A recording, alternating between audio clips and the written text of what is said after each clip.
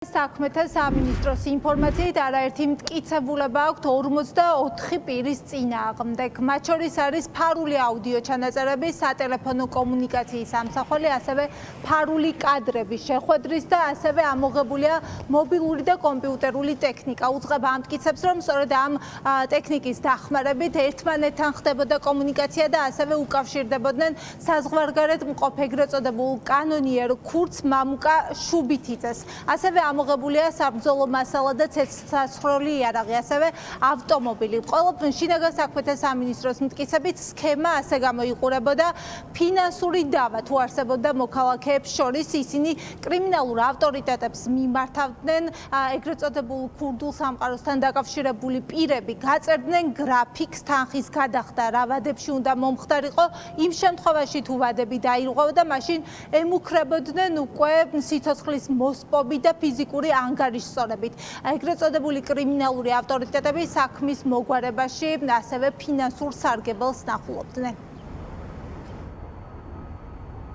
ბადანა რაღაც აფინანსება ჯიგებებული გავიქი რომ გავიღო დაუპადეშკოს რა ამემარგანეცე რაღაც დანარჩენი ხო ცენტრი შემოძმო თუ კიდამე ათი მას დახმარება ჭირდება და დუმედეს ესიელკაც რა შეგვიძლია ზედაც გვერდში უდგივარ მამბო ისი შევიდი მამბო გოში ხუდაზე როცა გადაჯიშების პიზი არიან მაგნაირები ვერ მეესწრებიან იცოდი მე უთხარი შუშანაშვილის სახელი რო ახსენა მაგან და იმასთან მიდის პული ხო რა პულზია ლაბარა მარგანეცის პული ხალხი ხარ აფულები უგზავნის ამის საერთოდ პული რა ხო და ხანდახანა ლუკა მომისმინე იცნო ინოვა ვიცი ზრადო ვარ ფაქუსადერად кайფულას მეძახიან მაგნიტი სამშობლოში დაიწყო რაც მამბული შეპირებული შეგვატყობი და არ მიცი აკაჭარი მომავალი ქურდები წერია და არა იმერო ქურდები სამარდა მიგებული მე ვარ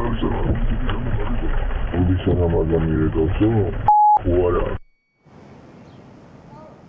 როგორც საგამოძიებო უწყებაში ამბობენ, გარდა ფინანსური დავებისა, ასევე ეგრეთ წოდებულ კანონიერ ქურდს აწვდიდნენ ინფორმაციას თბილისსა და კახეთში მცხოვრები იმ პირების შესახებ, ვისგანაც შემდგომში მოსალოდნელი იყო თანხების ამოღება.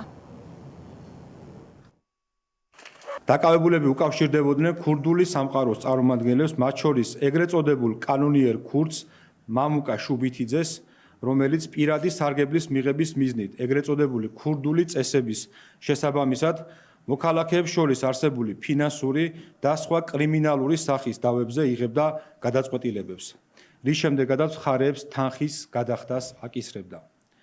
კონკრეტული ვადების დარღვევის შემთხვევაში კი ფიზიკური ანგარიშსწორებითა და სიცოცხლის მოსპობით ემუქრებოდა. გამოძიებით ასევე დადგინდა, რომ ბრალდებულები ეგრეთ წოდებულ კანონიერ ქურდს პერიოდულად აწვდიდნენ ინფორმაციას თბილისსა და კახეთის რეგიონში ცხოვრები იმ პირების შესახებ, რომლებისგანაც შემდგომში შესაძლებელი იქნებოდა ქურდული სამყაროს სახელით მატერიალური სარგებლის მიღება და ფულის გამოძალვა.